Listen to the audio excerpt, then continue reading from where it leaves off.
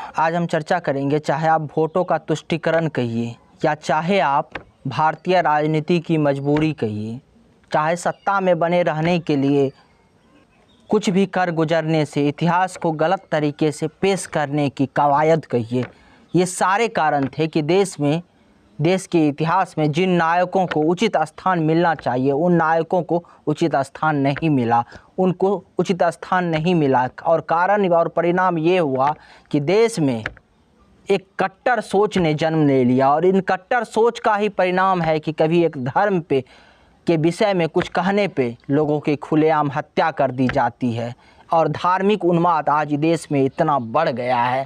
नमस्कार, मैं हूं अमित कुमार। एक बार पुनः स्वागत है आपका कीर्तिमान भारत न्यूज में। अगर अभी तक आपने हमारे चैनल को सब्सक्राइब नहीं किया तो कर लीजिए और बेल आइकन को दबा के ऑल को सेलेक्ट कर लीजिए ताकि आने वाले सभी वीडियो का नोटिफिकेशन आप तक पहुँचता रहे।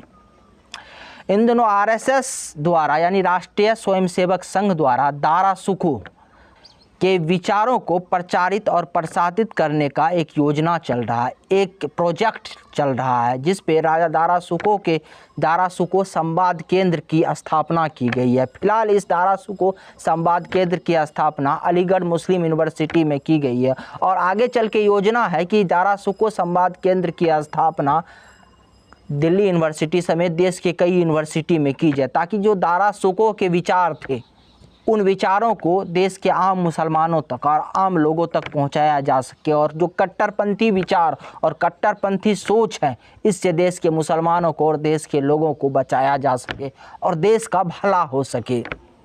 तो आपको यहाँ पे जानना चाहिए कि ये दारा सुको है कौन। वैसे तो आज इतिहास ने अगर कुछ गलती नहीं करती, इतिहास में कुछ गलती नहीं होती तो आपको दारा सुको का परिचय देने का आवश्यकता ही नहीं होती, क्योंकि वो शख्स था जो भारत के इतिहास को बदल सकता था। वो था दारा सुको। जो आज हम जिस परिस्थिति में जी रहे हैं, अगर दारा सुको को सही समय पर सही नेतृत्व मिल जाता या फिर उनको बाद में भी इतिहास में सही स्थान दे दिया जाता तो आज परिस्थिति देश का कुछ और होती, आज देश का माहौल कुछ और होता। आज देश में जो हम सब धर्म समभाव की बात करते हैं, जो सभी धर्मों में समान भाव रखने की बात करते हैं, कहीं न कहीं वो सपना पूर्ण रूप से पूर्ण होते दिखता। दारा सुको क्रूर शासक औरंगजेब का बड़ा भाई और शाहजहां का ज्येष्ठ पुत्र था। इस नाते दारा सुको ही शाहजहां के सिंहासन का उत्तराधिकारी था। दारा सुको को शाहजहां ने अपने उत्तराधिकारी के रूप में चुन भी लिया था, परंतु इतिहास को ये मंजूर नहीं था, वक्त को ये मंजूर नहीं था। वक्त को इतिहास में कुछ छेड़छाड़ करना था।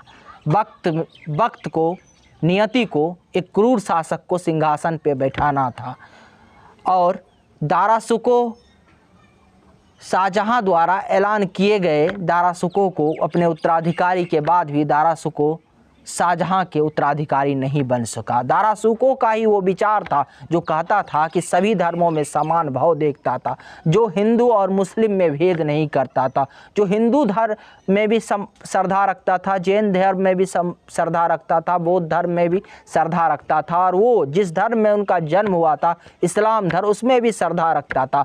दारा सुको एक ऐसे व्यक्तित्व का धनी व्यक्ति था जिन्होंने 52 हिंदू धार्मिक ग्रंथों का, उपनिषदों का संस्कृत से फारसी में ट्रांसलेट करवाया ताकि उस समय के जो मौलवी मौलाना और इस्लाम को मानने वाले और लोग हैं वो हिंदू विचारों से, हिंदुत्व के विचारों से या कि हिंदू धर्म के विचारों से खुद को जोड़ सके, हिंदू विचारों को पढ़ सके और उनमें जो अच्छाई है हिंदू धर्म में उसको समझ सके। दारा सुको सभी धर्मों में विश्वास करते थे, उनके लिए इस्लाम और हिंदू में फ़र्क नहीं था। सभी धर्मों की अच्छी चीज़ों को वो जीवन में अपनाना चाहते थे।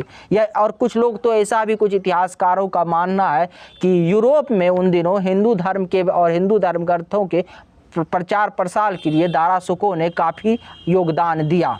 हालांकि ये सब बातें इतिहास में की है और इससे आप समझ सकते हैं कि दारा सुको किस व्यक्तित्व का लोग था। लेकिन अब फिर वही प्रश्न पे आते हैं, जरा कल्पना कीजिए ऐसे व्यक्तित्व के धनी लोग, ऐसे व्यक्तित्व के धनी इंसान जब शाहजहां के उत्तराधिकारी बन के मुग़ल सल्तनत पे राज करता, तो क्या आज हम जो जिस परिस्थिति में जी रहे हैं, आज जो देश में या कट्टरवाद की स्थिति है, या उस समय जो औरंगजेब द्वारा हिंदुओं पे अत्याचार किए गए, जो क्रूरता किया गया, शायद इतिहास में इन सारे कहानियों का आज कोई जगह नहीं होता।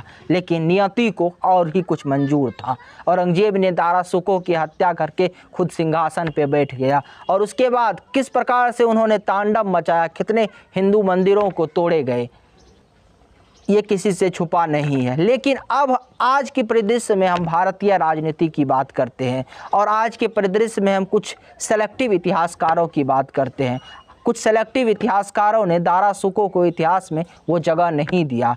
परिणाम ये हुआ कि दारा सुको का आदर्शवादी विचार, दारा सुको का सभी धर्म में समान भाव रखने वाले विचार आम लोगों तक नहीं पहुंच पाया, आम मुसलमान तक नहीं पहुंच पाया, और औरंगजेब के क्रूरता भरे विचार और कट्टरपंथी सोच रखने वाले लोगों के विचार लोगों तक पहुंचे। और उसका परिणाम ये होता है कि देश में कट्टर सोच इस प्रकार से जन्म ले लेती है कि एक धर्म पे कुछ टिप्पणी करने के कारण राजस्थान में एक व्यक्ति की हत्या कर दी जाती है, महाराष्ट्र के अमरावती में एक व्यक्ति की हत्या कर दी जाती है। अमरावती से याद आया कि अमरावती में आपको याद होगा कुछ दिन पहले क्रूर शासक औरंगजेब का कब्र भी है, जहां पे असदुद्दीन ओवैसी का छोटा भाई अकबरुद्दीन ओवैसी औरंगजेब के कब्र पे चादर चढ़ाने गया था, यानी औरंगजेब के विचारों को बढ़ावा देने गया था। लेकिन आपने कभी नहीं सुना होगा कि दारा सुको के कब्र पे कोई चादर चढ़ाने गया है। दरअसल जब औरंगजेब ने दारा सुको की हत्या कर दी, तो औरंगजेब के दारा सुको के शव को हुमायूं मकबरा में दफन करवा दिया गया। अब 2020 में भारतीय संस्कृति मंत्रालय ने एक टीम बनाई, जिसके तहत कहा गया कि दारा सुको का जो ओरिजिनल कब्र है उसको खोजा जाए, क्योंकि अभी किसी को पता नहीं है कि दारा सुको का ओरिजिनल कब्र कहाँ पे है। हुमायूं मकबरा में 100 से अधिक कब्रें हैं, और उनमें अब दारा सुको की कब्र की तलाश की जानी है। लेकिन फिर वही बात पे आते हैं, अगर देश में तुष्टीकरण की राजनीति नहीं होती, देश में तुष्टीकरण की राजनीति नहीं होती, तो आज दारा सुको देश के लोगों के लिए आदर्श बनता, और दारा सुको अगर देश के लिए आदर्श बनता तो आज कई चीज़ें बदल जाती। ज़रा सोचिए, अगर देश में आज मुसलमानों का आदर्श दारा सुको हो जाए तो क्या परिस्थिति बनेगी। देश में जो आप हिंदू मुस्लिम सद्भाव की भावना देखते हैं, कहीं ना कहीं वो सत्य होते नजर आएगी। और यही कारण था कि मोदी सरकार जैसे ही सरकार में आई, 2016 में दिल्ली में स्थित औरंगजेब रोड को बदल के दारा सुको रोड कर दिया गया। इतना ही नहीं, 2017 में राष्ट्रपति भवन के पास स्थित डलहौजी रोड के नाम बदलकर भी दारा सुको रोड बन गया। निश्चित ही आज दारा सुको के विचारों को लोगों के तक पहुंचाना है, ताकि देश में जो कट्टर सोच पनप रहा है, देश में जो एक कट्टरवादी सोच पनपाने की षड्यंत्र रच रहे हैं, और भारत में जो कट्टरवाद फैलाने का षड्यंत्र रच रहे हैं, और इसमें कुछ ना कुछ हद तक राजनीतिक तुष्टीकरण भी है, इन सब से बचा जा सके। और आज आवश्यकता है कि देश के मुसलमानों के बीच दारा सुको हो, चाहे डॉक्टर APJ अब्दुल कलाम हो, उनको स्थापित किया जाए, देश के मुसलमानों को उनके विषय में बताया जाए, ना कि औरंगजेब जैसे क्रूर शासकों के बारे में और उनके इतिहास को पढ़ाया जाए। अगर आपको हमारी जानकारी अच्छी लगी तो चैनल को सब्सक्राइब कर और वीडियो को अधिक से अधिक शेयर करें। धन्यवाद।